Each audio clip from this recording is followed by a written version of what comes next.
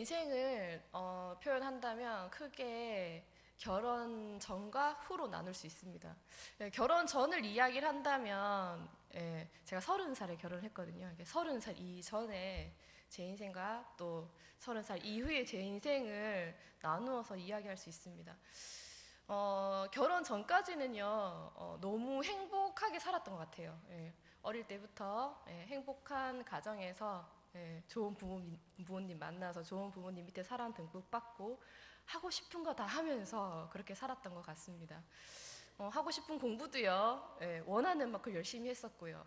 또 무엇이든지 원하면 다 지원해 주시는 부모님 덕에 남부럽지 않게 성장을 했었습니다.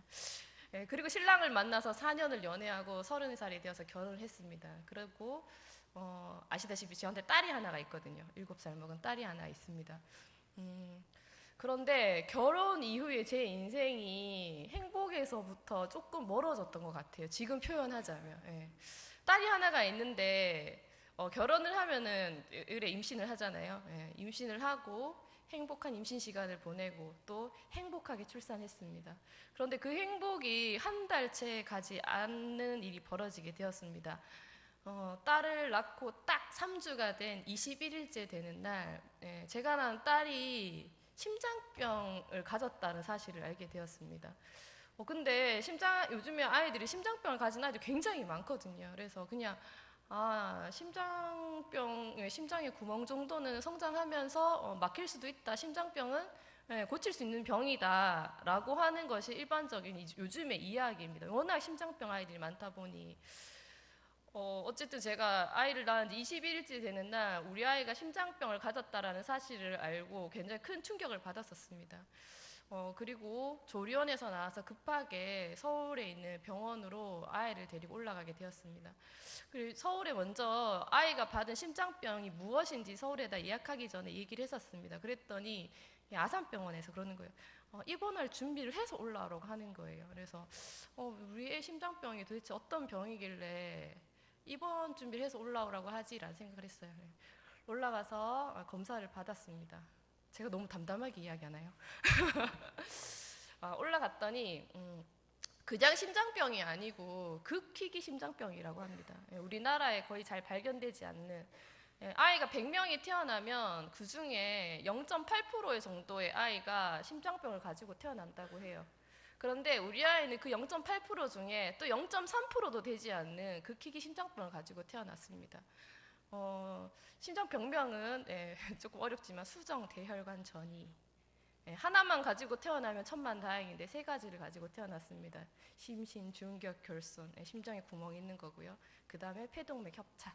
3가지 심장병을 가지고 태어났었고 21일째 되는 날까지도 몰랐었습니다. 아산병원에 갔더니 검사를 받고 바로 수술을 해야 한다고 했습니다. 3kg도 되지 않는 아이를 낳고 바로 수술을 해야 된다는 소식을 들었을 때 저와 신랑은 그저 울 수밖에 없었습니다.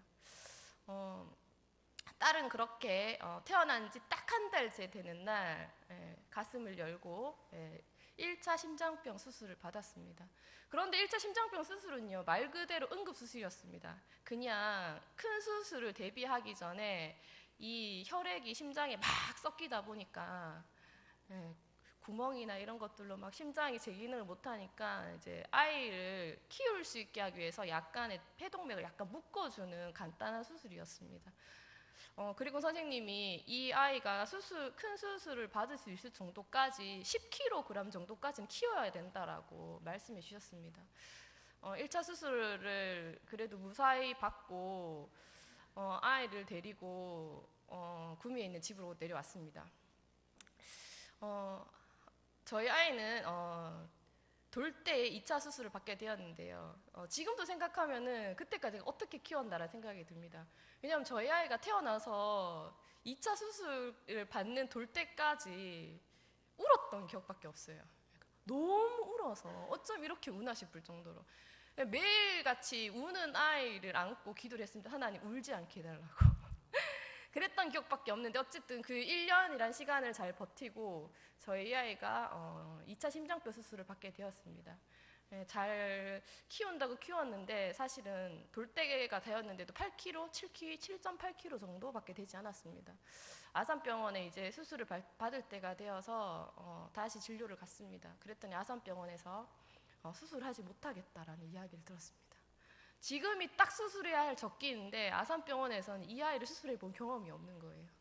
우리나라 최고의 병원이라고 하지만 이 병을 가진 아이가 없다 보니 또 이 병을 가지고 수술해 본 의사가 없다 보니 수술을 하지 못하겠다는 이야기를 들었습니다. 우리는 어떻게든 이 아이를 수술시켜서 살려내고자 1년이라는 시간을 키웠는데 그런 얘기를 들었습니다. 이 아이를 키우는 1년 동안 제 마음이 어땠을까요, 여러분? 여러분께 가슴에 손을 얹고 또 하나님께 고백하건대 저는 단 한 번도 하나님을 원망한 적이 없습니다. 너무나 감사하게도 하나님 원망할 겨를이 없었던 것 같기도 합니다. 근데 하나님을 원망하지도 않았고 또한 그저 하나님만 의지했을 뿐입니다. 왜? 내가 하나님 원망할 필요가 없는 거예요. 왜? 이분을 원망해야 하는 것이 아니라 하나님 붙들지 않으면 안 된다라는 사실을 알았기 때문입니다. 어쨌든 하나님 한 분만 붙들고 걸어갔던 길인데 수술을 받아야 되는 이 시점에 수술하지 못한다라는 병원의 소식을 듣고 어떻게 해야 되나 했었습니다. 열심히 이제 인터넷을 뒤졌죠. 어디 가서 수술을 받아야 되나. 그랬더니 그 TV에 보면 명의라는 프로그램 아시나요? 거기에 나왔던 선생님이 원래 아산병원에 계셨는데 건국대학병원으로 가셔서 소아심장센터를 세웠다는 소식을 듣게 되었습니다. 저희는 급히 전화를 했죠, 건대병원에. 해서 저희 아이가 수정대혈관전이고 지금 이제 딱 이제 돌이 다 돼가는 시점이다라고 전화를 드렸습니다.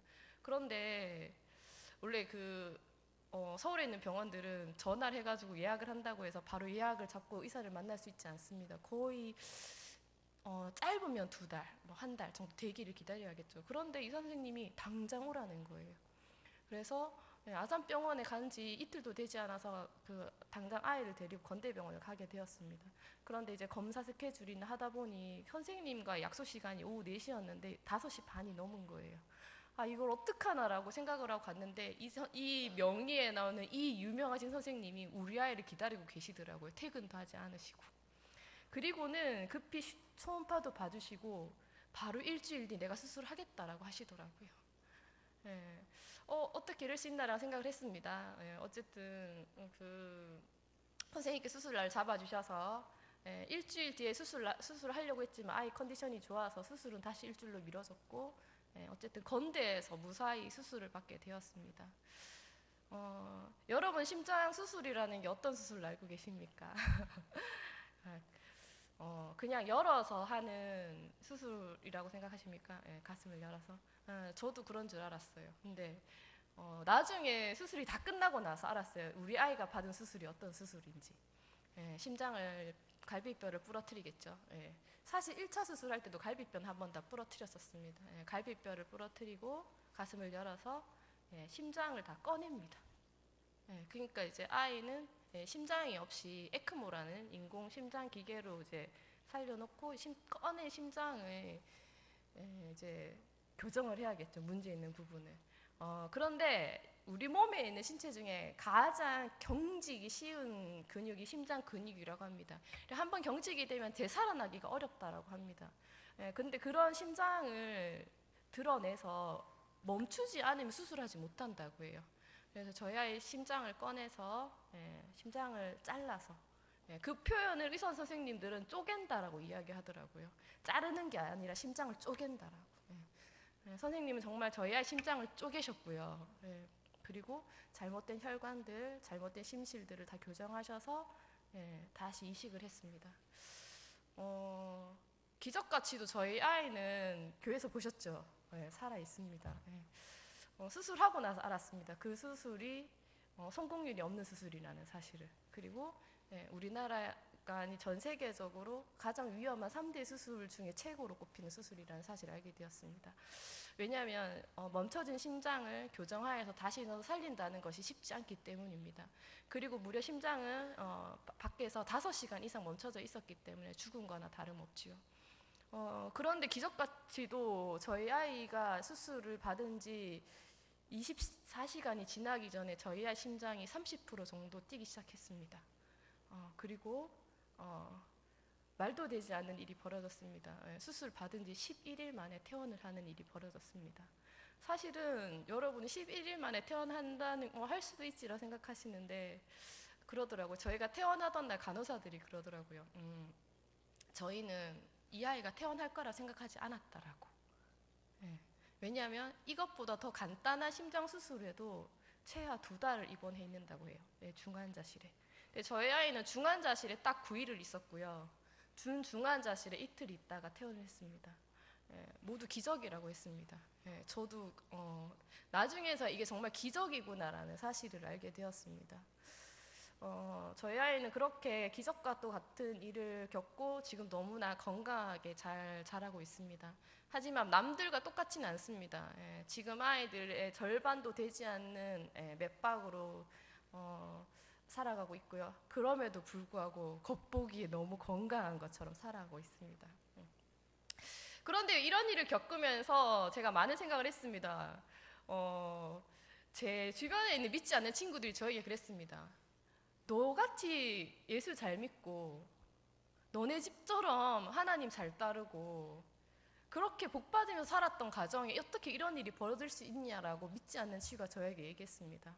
그리고 너네 신랑처럼 착한 신랑이 어딨냐, 네가 그렇게 교회 열심히 다녔는데 너한테 어떻게 그런 일이 벌어질 수 있냐라는 이야기를 정말 믿지 않는 친구가 그 얘기를 하더라고요. 그 친구는 그렇게 보일 수 있구나라는 생각을 했습니다. 그런데요, 정말 저와 저희 신랑은 단 한 번도 하나님 원망하지 않았습니다. 그 원망하지 않은 결과인지 아니면 정말 믿음으로 하나님만 붙들지 않으면 안 된다라는 생각이었는지 어쨌든 하나님께서는 저희의 기도를 들어주셨고 저희 아이를 건강하게 저에게 보내주셨습니다. 그리고 지금도 너무나 건강하게 잘 살아가고 있고요. 제가 설교하기 전 이 얘기를 하는 이유는 무엇이냐면 오늘 여러분과 나눌 이야기가 믿음에 관한 것이기 때문입니다. 오늘 말씀해 보면요, 우리가 그 의심 많은 사람이라고 하면 도마를 이야기합니다. 여러분도 그렇게 생각하십니까? 의심 많은 도마. 오늘 말씀해 보면 예수님 부활 이후의 사건에 대한 이야기가 나오고 있습니다. 그런데요, 오늘 말씀을 읽다 보면 20장 전반절에 보면 어떤 이야기가 나오고 있냐면 빈 무덤의 사건을 본 막달라 마리아에 대한 이야기가 먼저 펼쳐지고 있습니다.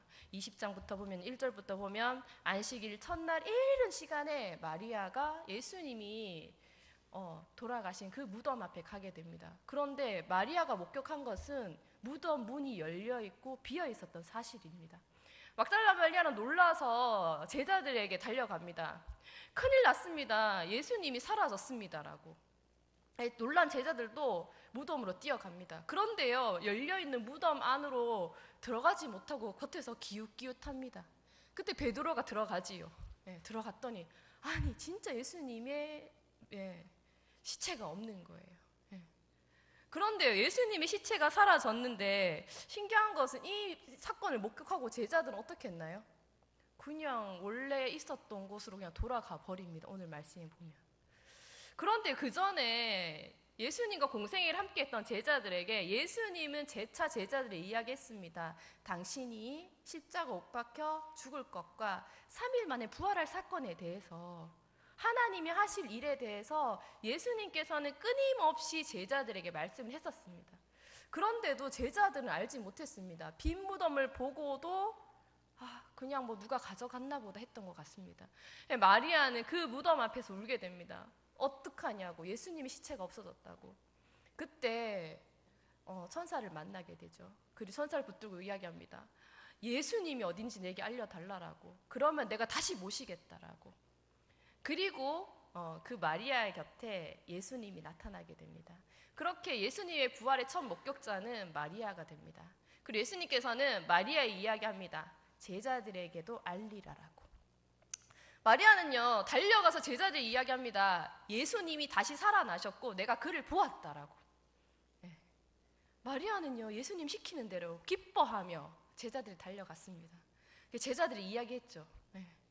들은 제자들 어떻게 했을까요? 예수님의 부활을 목격한 마리아의 이야기를 들은 제자들은 어떻게 했을까요? 제자들이요, 방문을 닫고 들어가 있었다라고 오늘 말씀에 나오고 있습니다. 한번 볼까요? 뭐라고 했나? 19절에 나옵니다. 20장 19절 제가 한번 봉독해 드리겠습니다. 이날 곧 안식 후 첫날 저녁 때에 제자들이 유대인들을 두려워하여 모인 곳에 문을 닫았더니 예수께서 오사 가운데 서서 이르시되 너희에게 평강이 있을지어다. 이 사건이 벌어지기 전에 이미 제자들은 예수님이 살아나셨다는 이야기를 들었을 때입니다. 그런데 제자들은 어떻게 했냐면요, 문을 닫고 유대인들이 두려워 있었다. 그게 무슨 말일까요? 유대인들이 두려워서 부활의 사건을 들었음에도 불구하고 목격하지 않았기 때문에 나는 아직 예수님 살아난 거 목격하지 않았고, 제자들은. 그러니까요, 마리아가 예수님이 살아나셨다니까, 내가 예수님을 봤다니까, 예수님이 나에게 마리아야 했다니까 라고 얘기했을 거예요, 분명히. 그런데도 제자들은 그 말을 듣고 반응하지 않았습니다. 여전히 골방문을 닫고 들어가 앉아서 예수님이 살아났는지 확인조차 하지도 않았습니다. 오늘 말씀 나오잖아요. 제자들이 어떻게 했다고? 유대인들이 두려워 모여가지고 방문 닫고 모여 있는 거예요. 그 순간에 누가 나타납니까? 예수님이 나타나요, 제자들에게. 너희에게 평강이 있을지어다. 제자들이 믿지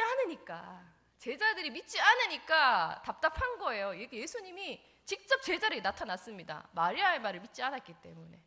그리고 예수님께서 제자들에게 이야기합니다. 어떻게 이야기합니까? 말하기 이전에 제자들이 어떻게 하셨냐면요, 20절에 봅니다. 이 말씀을 하시고 손과 옆구리를 보이시니 제자들이 주를 보고 기뻐하더라 라는 이야기가 나옵니다. 예수님을 보고 난 다음에 예수님이 뭐라고 했냐면요, 믿지 않은 그 방문 닫고 있는 제자들에게 이야기합니다. 평강이 있을지어다 하고 어떻게 했어요? 손도 보여주고 옆구리도 보여주는 거예요. 그리고 나서 뭐라는 거예요? 내가 예수다라고, 제자들에게 내가 살아났다라고. 마리아의 그 부활의 이야기를 듣고도 믿지 않는 제자들에게 예수님이 이제 어떻게 한 거예요? 보여준 거예요. 보라고, 내가 살아났다라고. 그래서 제자들이 기뻐했습니다. 그리고 예수님이 이야기합니다. 너희에게 평강이 있을지어다. 아버지께서 나를 보낸 것 같이 나도 너희를 보내노라. 이 이야기는 뭘까요? 닫혀있던 문을 열고 나갈 것에 대한 명령이었습니다.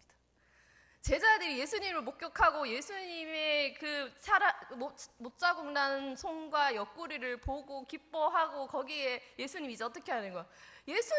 하나님이 나를 보내듯이 나도 너희를 이 세상에 보내니까 나가라는 거예요. 이 갇혀있지 말고 세상으로 나가라고 하는데, 제자들이 나갔을까요? 안 나갔을까요?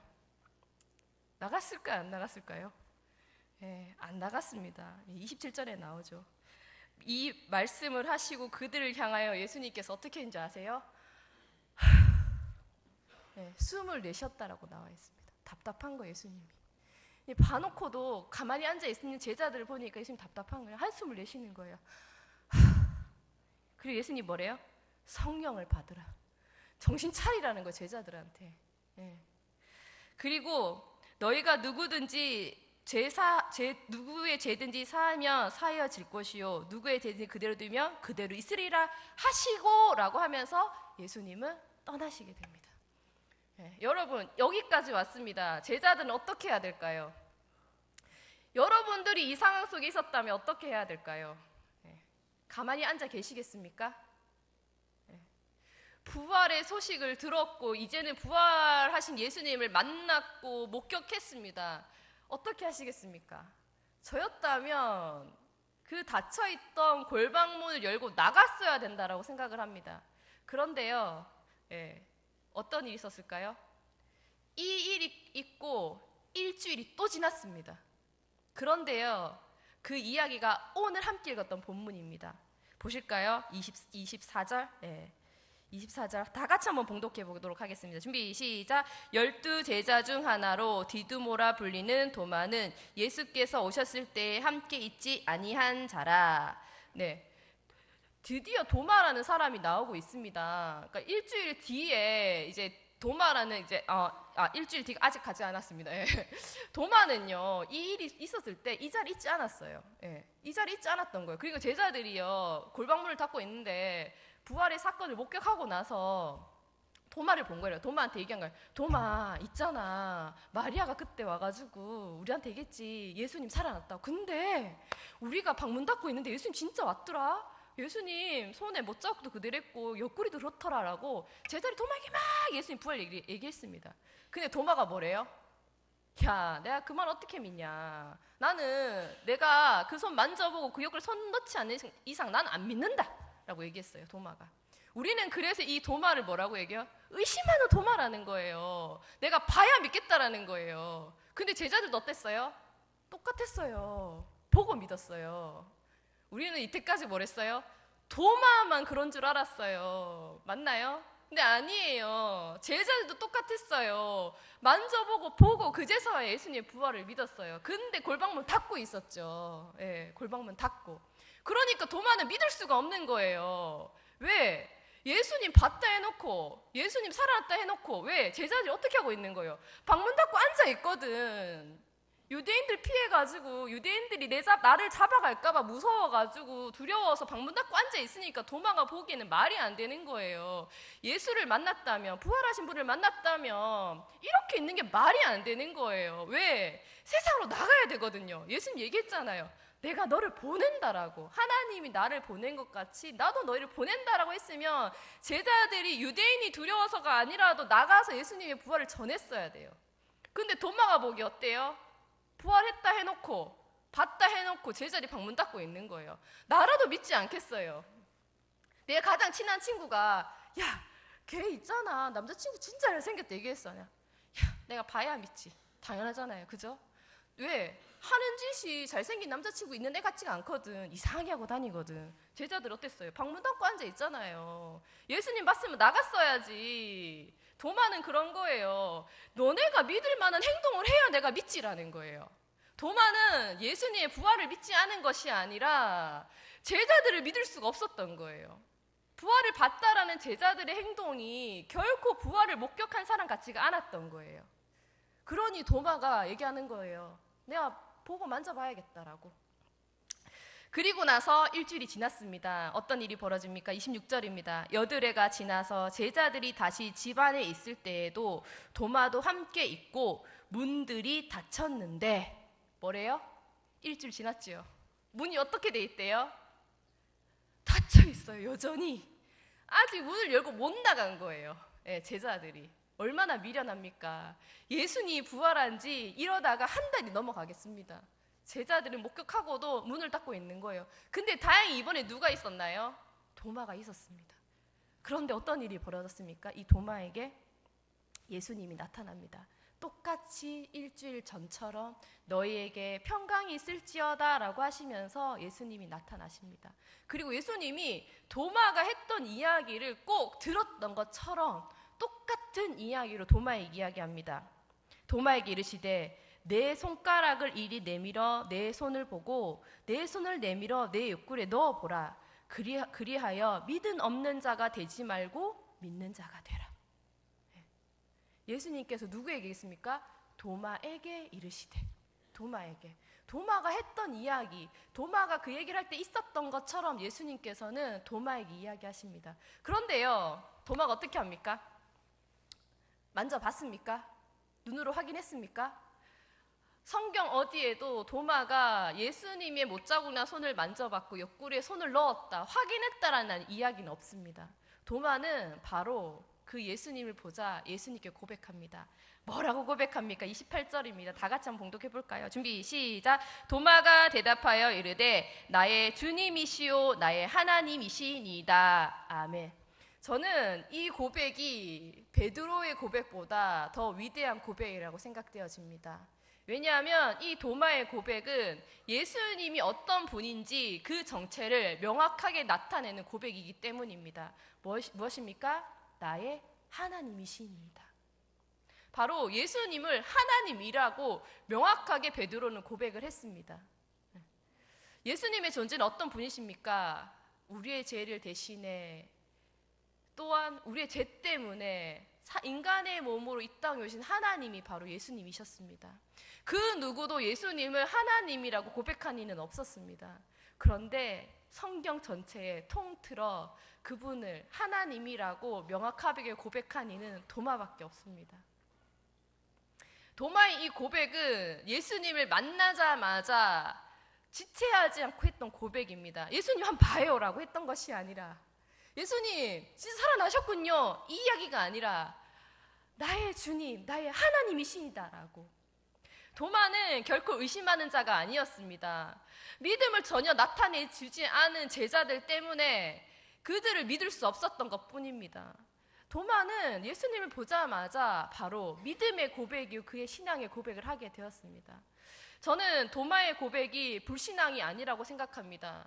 의심 많은 도마가 아니라 제자들을 믿지 않고 불신했던 것이라고 생각되어집니다.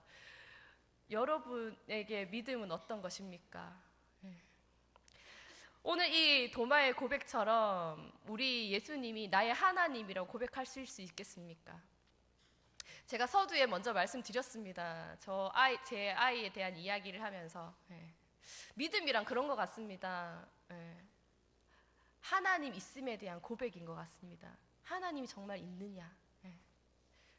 여러분은 하나님의 존재를, 정말 하나님은 계신 분이라고 확신하십니까? 확신하십니까? 하나님은 그렇게 공기처럼 우리 주변을 꽉 채우고 함께 계시는 분이 우리 하나님이십니다. 때로는 우리가 인생을 살아가며 힘겹고 어려운 일을 겪을 때가 있고, 도대체 하나님은 내게 왜 이런 일을 하시는가라고 하나님께 불평을 내려놓을 때가 있습니다.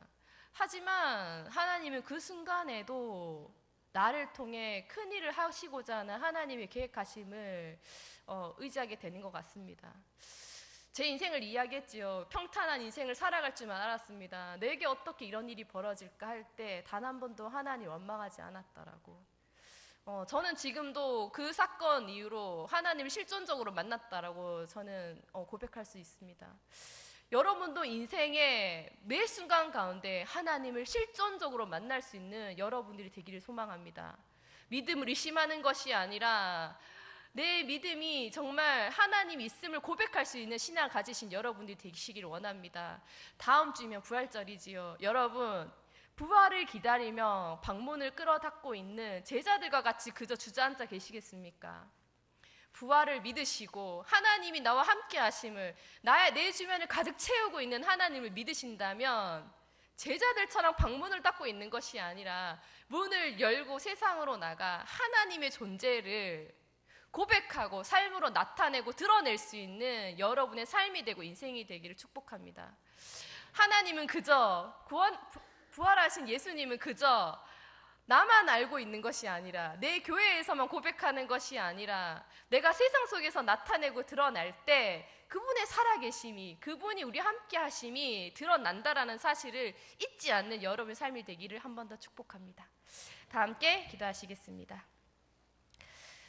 은혜와 사랑이 많으신 하나님 감사합니다. 귀하고 복된 날을 저에게 허락하여 주시고 또 이 복된 주일, 또 종료주일 가운데 오후 찬양 예배로 예배드리게 하신 거 너무나 감사합니다. 오늘 또한 또 요한복음 말씀으로 함께 은혜 나누었습니다. 우리가 하나님을 믿을 때 그분이 있나 없나를 판단하는 것이 아니라 내 주변을 가득 채우고 있고 또 나와 언제나 함께 하시는 그 하나님을 온전한 믿음 가운데 모셔드릴 수 있는 우리의 인생이 되기를 소망합니다. 여전히 의심하며 예수님의 부활을 목격하고도 그 자리 주저앉아 있는 미련한 제자들이 아니라 박차고 그 문을 열고 나가 나의 하나님을 나타내고 내 삶으로 드러낼 수 있는 명성교회 성도들의 삶이 모두 될 수 있도록 축복하여 주시옵소서. 고난주간을 보내며 예수님의 부활을 기다리며 잠잠히 그 예수님의 고난과 나에게 생명 주신 그 하나님의 은혜를 더욱더 감사함으로 이 주간을 보낼 수 있는 또한 우리의 인생이 되게 축복하여 주시옵소서. 또한 또 이 복된 날 통하여서 한 주의 삶 가운데 주님의 은혜 가운데 참여할 수 있는 저희 인생이 되게 또한 인도하여 주시옵소서. 이 모든 말씀 예수님 이름으로 기도드립니다. 아멘.